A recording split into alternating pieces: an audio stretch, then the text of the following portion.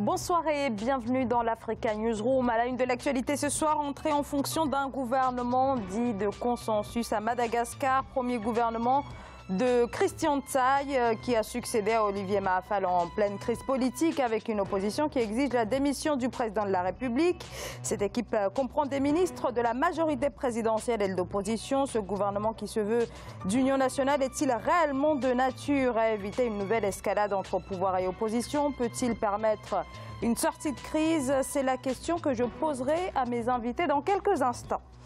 Au sommaire toujours, l'économie du Zimbabwe toujours au bord de l'asphyxie, un chômage qui avoisine les 90% et une hyperinflation qui bat des records. La dure réalité des Zimbabwéens qui attendent beaucoup des prochaines élections qui s'avèrent décisives pour l'image du pays auprès des investisseurs. Puis le chômage des jeunes à l'ombre de la croissance économique du continent africain. Les jeunes représentent 60% de l'ensemble des personnes sans emploi. Pour la Banque africaine de développement, la solution se trouve dans le numérique. La BAD, en partenariat avec Facebook notamment, lance un programme en ce sens. Objectif, la création de 9 millions d'emplois à travers tout le continent. Voilà donc pour les titres et pour en débattre avec moi ce soir, monsieur Emmanuel Kouzoumoumi, bonsoir. Bonsoir. Merci à vous d'être avec nous. Vous êtes analyste économique et politique, également l'auteur de La relance de l'Afrique aux éditions L'Harmattan, également du partenariat Europe-Afrique dans la mondialisation, également chez L'Harmattan. À mes côtés également, monsieur Christian Nana, bonsoir. Bonsoir, et j'en profite pour dire bonsoir à nos chers téléspectateurs que je suis ravi de retrouver. Alors on les salue bien évidemment. Vous êtes conseiller en investissement et président de CN Conseil. À mes côtés également monsieur Raphaël Elono, bonsoir. Bonsoir madame et je vous remercie pour votre invitation. Et je profite moi aussi de saluer monsieur et madame Belkis à Ruel Malmaison. Ce sont des fidèles téléspectateurs de cette émission. Voilà, Raphaël Elono, auteur d'Africa, Lève-toi et marche aux éditions Public Book. Sans plus tarder, on passe tout de suite à l'actualité politique.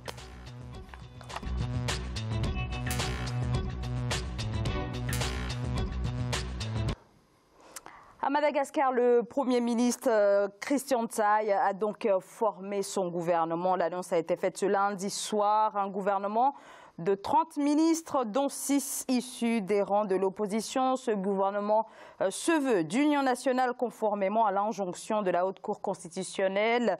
Et après près d'un mois et demi de crise ouverte entre pouvoir et opposition, ce nouveau gouvernement doit à présent mener le pays vers les élections générales. On fait le point tout de suite avec Aïssatou Diamanka-Besland. À Madagascar, un nouveau gouvernement a été nommé par le Premier ministre Christian Tsaï lundi 11 juin 2018 au palais présidentiel à Antananarive. Il s'agit d'un gouvernement d'union nationale comme décidé par la Haute Cour constitutionnelle, la plus haute juridiction du pays. Parmi les 30 membres du nouveau gouvernement, 6 ministres proviennent de l'opposition, 4 sont membres du MAPAR, le parti de l'ancien président de la transition, Ange Radzoel. Des figures remarquées lors des manifestations de la place du 13 mai, comme Christine Razanama Assoa, l'une des leaders des députés de l'opposition, qui a été nommée ministre de l'aménagement du territoire. Le gouvernement de Christian Tsaï est maintenant mis en place après diverses négociations. La formation de ce gouvernement est issue d'un dialogue entre différents acteurs politiques de la crise à laquelle nous mettons fin ce jour. Nous espérons maintenant pouvoir tenir une élection transparente, inclusive et acceptée par tous. 2 ministres sont issus du team, le parti de l'ancien président Marc Ravalomanan, le député Guy Riveau Randrianarizoa. Un de ses proches est nommé ministre de l'Industrie et du Développement du secteur privé, même si la volonté du Premier ministre malgache pour la formation d'un gouvernement d'union nationale est affichée, la plupart des ministres sont issus de la majorité présidentielle. C'est un événement très positif parce que, premièrement, ça permet de mettre un terme à la petite crise constitutionnelle et institutionnelle qu'on a vécue ces dernières semaines.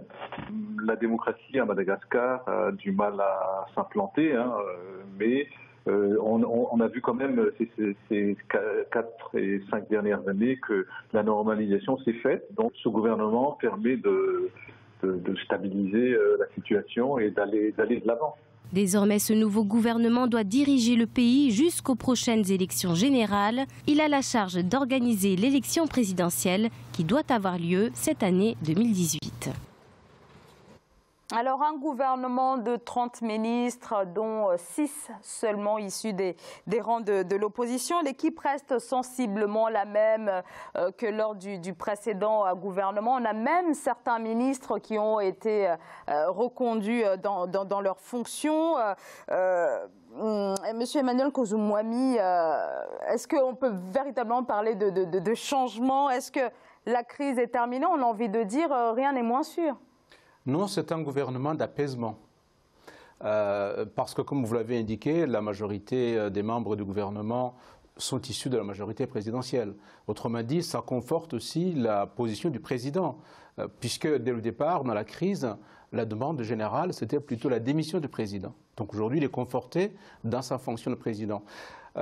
Mais il faut dire que le Madagascar, j'ai entendu le commentateur tout à l'heure dire que le Madagascar a du mal à asseoir une démocratie, ce qui est vrai, parce que si vous regardez le parcours de ce pays depuis 1960, depuis son indépendance le 26 juillet 1960, le pays est aujourd'hui à la 4e République et sur 53 ans, nous avons déjà connu 9 présidents dans ce pays. Donc les crises au Madagascar sont récurrentes. Il y a eu la crise de 72 lorsque on a déposé Ratsirak, qui est Tsiranana, qui est le premier président de Madagascar. Ensuite, il y a eu une transition qui a été assurée par le général Ramanantsoa à un moment. Ça n'a pas duré longtemps, ça a duré 2 ans. Et après l'élection, le président qui a été élu a été assassiné une semaine après. Et on est reparti dans les difficultés de rue entre les constitutionnalistes qui, naturellement, n'attendaient pas à déposer le pouvoir et la rue qui demandait, naturellement, le changement de cap. Et Ratsirak est arrivé, Didier Ratsirak est arrivé en 1975 et il a tout de suite embrayé sur une sorte de ligne communiste, socialiste, marxiste à l'époque. Il tournait plutôt les yeux vers la Russie. Et en 1976, naturellement, il a renvoyé l'armée française. Voilà. Donc la crise, déjà, s'enfonce. Autrement dit, le Madagascar, en 1976, change de cap, devient un pays plutôt d'orientation socialo-communiste, sans être vraiment un pays sous la coupe de la Russie, mais tout en étant proche de la Russie pendant ce temps-là. Et ça dure jusqu'en 1991. Et après, il y a eu quelques intermèdes, et voilà que le Madagascar retrouve encore ses démons en 1992. Et ça n'a pas arrêté. Nous avons connu, je ne vais pas raconter toute l'histoire, nous avons connu la bagarre entre Didier Ratsirak et Marc Ravalomanana, oui, élu en 2001, et qui n'a pu exercer l'autorité présidentielle qu'en 2002. Et pendant 1 an, il y a eu des pourparlers, il y a eu même Abdoulaye Wade, président du Sénégal, qui a essayé de réconcilier, mais ça n'a pas marché. Les gens ont signé les accords, ils ne les ont pas respectés. Il a fallu vraiment qu'on arrive en 2002 pour qu'on redémarre la situation. Autrement dit, les crises sont répétitives dans ce pays. Donc, je passe à la suite. Et donc, aujourd'hui, on peut dire que le Madagascar connaît en gros 4 grands acteurs. Il y a le président lui-même, qui est une autorité incontournable au Madagascar. Il y a le Parlement. Le Parlement avait déposé le président Rafi, par exemple, le président Zafi, a été déposé par le Parlement, qui a voté une motion de censure, et on a déposé le président. Voilà, c'est une chose rare en Afrique. Donc, Albert Zafi a été déposé comme ça par le Parlement. Donc, ça, c'est le Parlement qui est vraiment notre pouvoir au Madagascar. Vous avez la Haute Cour constitutionnelle. Il est dit la loi, c'est son métier. Mais la loi n'est pas forcément respectée. Elle a été respectée, pourquoi? Parce que le ministre de la Défense a dit, si vous ne vous mettez pas d'accord, nous, les militaires, on arrive. Un coup d'État. C'est pas le premier. Après, vous avez naturellement l'armée qui est toujours là, en attente, au cas où les choses ne marcheraient pas, pour reprendre la main. Et c'est pas la première fois, c'est arrivé en 72, c'est arrivé en 91 avec Didier Ratsirak, et puis c'est arrivé au moment, par exemple, de la résolution du conflit entre Marc Ravalomanana et Ratsirak. Il a fallu qu'on fasse, il y a une armée qui s'est interposée. Et lorsque Andry Rajoelina, quand il était au pouvoir, maire de Antananarivo, quand il a pris le pouvoir en 2009, il a pris avec l'armée. Donc le Madagascar est habitué à ce genre de crise.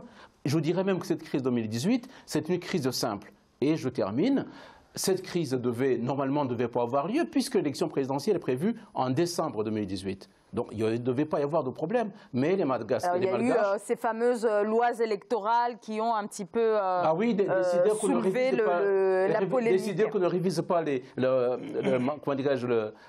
listes électorales, et puis décider que, par exemple, les anciens présidents Marc Ramadan et Andry Rajoelina ne puissent pas se présenter à l'élection sans avoir été condamnés pour ne pas être candidat à l'élection présidentielle. C'est déjà une fantaisie constitutionnelle. Alors, l'opposition attendait beaucoup là, de ce nouveau gouvernement. Finalement, voilà, il n'y a pas vraiment du neuf ni de la neutralité dans sa composition. Est-ce qu'en termes de volonté du pouvoir de sortir de cette crise, est-ce qu'il n'y a pas eu là une erreur sur le plan stratégique? Non, je ne crois pas. Je ne peux pas partager votre analyse parce que tout indique plutôt que la crise a été relativement bien gérée par l'ensemble des acteurs. Alors vous parlez de l'opposition, il faut savoir que le Premier ministre qui vient de former son gouvernement a été choisi par l'opposition. Donc c'est l'opposition qui l'a proposé et le président évidemment l'a nommé. Bon. Donc à partir de là, on ne peut pas dire ils n'ont que 4 ministres, ils n'ont que 2 ministres. Non, ils ont le premier des ministres, c'est déjà beaucoup. C'est énorme dans la situation actuelle. J'ajoute qu'il faut saluer vraiment la sagesse de la Cour constitutionnelle dans la gestion de cette affaire, qui a commencé par, vous l'avez dit, et je crois qu'il faut le rappeler, par une dispute sur les lois électorales.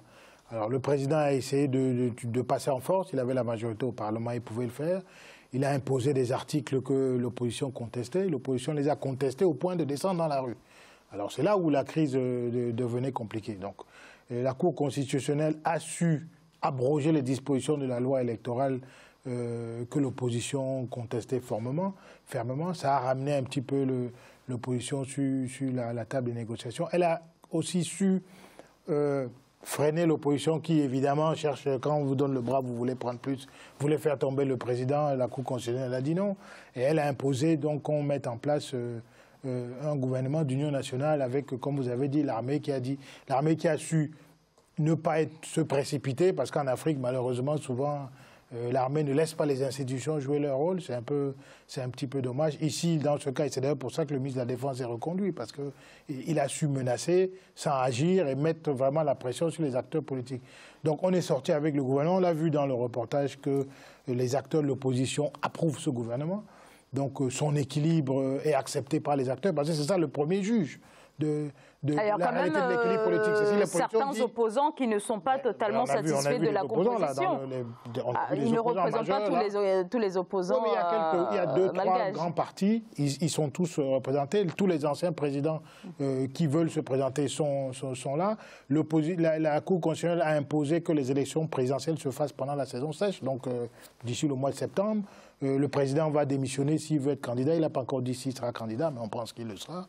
Et donc je pense que ce n'est pas encore l'épilogue. Je pense que l'épilogue, ce sera à la fin de l'élection présidentielle, je pense. Mais on va dans la bonne direction. Je pense que la stratégie n'était pas contestable. Elle était bien.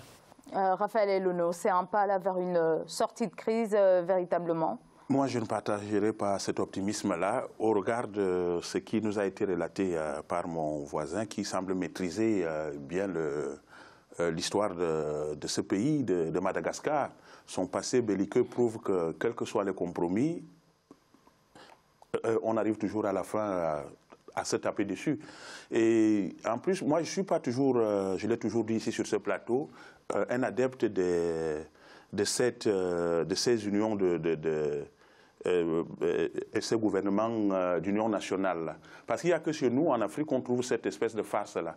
Comment voulez-vous, quelqu'un qui vous a battu aux élections, et subitement, il vous appelle à aller travailler avec lui. Déjà, au départ, vous ne partagez pas ses idées. Je ne sais pas quelle politique vous allez appliquer là-bas. Chaque Africain a son option, a ses idées qui peuvent contribuer à développer l'Afrique. Que l'opposition reste opposition, et ceux qui gouvernent, gouvernent. Mais le problème qui se pose en Afrique, c'est au niveau des urnes. Et c'est ça qui a entraîné même ce problème qui arrive à Madagascar aujourd'hui. Puisqu'à chaque fois, ceux qui ont le pouvoir, ils le confisquent, et ils veulent sortir des lois qui neutralisent l'opposition. Quoique les oppositions en Afrique, on leur donne toujours une image sympathique et personne n'est sûr qu'une fois au pouvoir, ils vont appliquer ce qu'ils réclament des autres. Bon, on va les juger d'ici la prochaine élection. d'ici les prochaines élections, pardon, s'ils vont faire ce que parce que dans tout ça, c'est le peuple. C'est le peuple qui paie les frais de tous ces désordres-là. Le peuple demande des choses, il exige des choses, et il faut se mettre à l'œuvre pour travailler. Et on verra donc avec ce gouvernement s'ils pourront commencer une amorce d'un travail sérieux pour que les choses aillent bien à Madagascar. Oui, je pense que malgré tout, moi je disais au début de notre conversation que c'est un gouvernement d'apaisement. Les enjeux ne sont pas aussi importants aujourd'hui, puisque les élections générales sont prévues à la fin de l'année. De toute façon, le mandat du président actuel échoit normalement en décembre 2018. Bon, la Haute Cour constitutionnelle a souhaité plutôt que ce soit au début de la saison sèche, donc au mois de septembre, mais je pense plutôt que ce sera, au moins pour respecter l'agenda électoral normal, le calendrier électoral présidentiel, en décembre 2018, puisque n'oubliez pas que le président actuel avait été élu en 2013 et il a été président le 25 janvier 2014. Donc quelques mois après, ce qui est tout à fait normal dans le cycle normal de la présidence dans ce pays. Alors je disais que les enjeux ne sont pas aussi importants, même si aujourd'hui le président a gagné symboliquement, puisqu'il garde sa majorité à l'Assemblée nationale. Mais n'oublions pas que l'Assemblée que nous avons aujourd'hui, elle est composée de députés qui avaient été élus sur des listes déjà de la majorité présidentielle au départ, et qui ont glissé tout doucement pour aller dans l'opposition. Alors aujourd'hui, on ne sait pas vraiment qui est majoritaire à l'Assemblée nationale. Aujourd'hui, le président peut dire « j'ai une majorité parce qu'il a le gouvernement majoritaire », mais rien ne dit que son gouvernement lui-même ne pourrait pas demain glisser vers l'opposition. C'est ça le problème de Madagascar. Et le deuxième avantage qu'il a, le président, aujourd'hui, c'est qu'il est appuyé par la Haute Cour constitutionnelle. Et il est vraiment dans ce sens-là. Ça veut dire... Alors, est-ce que la HCC appuie tant que ça le président de la République? Elle appuie au moins le fait qu'il y ait l'apaisement. Elle appuie le fait qu'on garde le président de la République. Je vous dis, ça s'est passé avant, puisqu'il y a eu des destitutions de Albert Zafi par l'Assemblée nationale, dans les mêmes conditions qu'aujourd'hui. Mais au moins, la Haute Cour constitutionnelle aujourd'hui a décidé qu'il ne faut surtout pas casser l'institution présidentielle, sinon vous entrez dans l'engrenage. Et d'autre part, le fait que le ministre de la Défense, qui est en général au passage, avait dit de toute façon, vous entendez, sinon on vous donne un délai. Tous quelques jours, nous on prend le pouvoir. Et on sait ce qui s'est passé en 2009 lorsque Andry Rajoelina, qui était maire d'Antananarive, a pris le pouvoir avec l'armée, toujours. On a pilonné le palais présidentiel. On sait ce qui s'est passé entre Marc Ravalomanana et Didier Ratsiraka. Lorsque Didier Ratsiraka, au lieu de quitter le pouvoir, il a pris une partie de l'armée, il s'est retiré dans sa province et il y a eu une guerre entre les personnes qui ont suivi, les militaires qui ont suivi Didier Ratsiraka et ceux qui étaient restés du côté plutôt de l'armée loyaliste, ou du côté de Marc Ravalomanana. Ça a duré, je vous dis, ça a duré 1 an. Donc autrement dit, c'est un pays où il suffit d'un petit rien pour qu'on déclenche des conflits intérieurs. Donc, ce qu'a fait on ne peut pas non plus être trop alarmiste, parce que ici, l'histoire c'est bien, mais il y a une réalité aujourd'hui. On vient de voir un reportage, on a interviewé des gens, il y a des décisions qui ont été prises, qui ont été approuvées. Il y a quand même un consensus aujourd'hui autour de la formation du gouvernement qui a une seule mission, c'est organiser les élections. Exactement. Donc, c'est pas un gouvernement qui est là pour gouverner en tant que tel, avec un plan sur 5-10 ans, même s'il va dire qu'il en a un. Non, c'est à cela que j'avais dit que l'enjeu n'était pas majeur. Oui, enfin, quand même, ce gouvernement arrive dans un moment de crise, il s'agit de stabiliser le pays. On est en juin, il y a des élections à organiser. La Cour constitutionnelle a demandé que ces élections se fassent en saison sèche, donc septembre. On ne va pas débattre de est-ce que la Cour constitutionnelle a raison, est-ce qu'elle a décidé, c'est ça. Quand un tribunal, notamment constitutionnel, prend une décision, on ne la discute pas, on l'exécute. On ne cherche pas à interpréter autrement que... Et c'est d'ailleurs ça qui, aujourd'hui, est positif à Madagascar, c'est que la Cour constitutionnelle a donné aux acteurs politiques un délai, et c'est très bien que la totalité de l'ensemble de la classe politique malgache se soit intégré, se soit inséré dans les barrières fixées par la Cour constitutionnelle. Ça veut dire qu'il y a quand même un certain respect des institutions aujourd'hui. Même si ça n'a peut-être pas été le cas il y a quelques années, le pays grandit, on apprend de ses erreurs. C'est pas parce qu'on a fait une erreur avant qu'on va la répéter. Donc aujourd'hui, il y a une élection organisée, on va voir ce qui va se passer entre maintenant et le mois de septembre. Et je pense que tout le monde va tirer dans la même direction. Maintenant, s'il y a des tentatives des uns et des autres, de commissions électorales et autres, de chercher à tripatouiller les résultats, effectivement, là, ça va créer une nouvelle crise. Mais pour l'instant, il semble... Enfin, on n'en est pas voilà, encore là. On n'en est pas là. Alors, il nous reste 2-3 petites questions à poser pour continuer le décryptage autour de ce nouveau gouvernement, mais on va marquer une très courte pause. Restez avec nous, à tout de suite.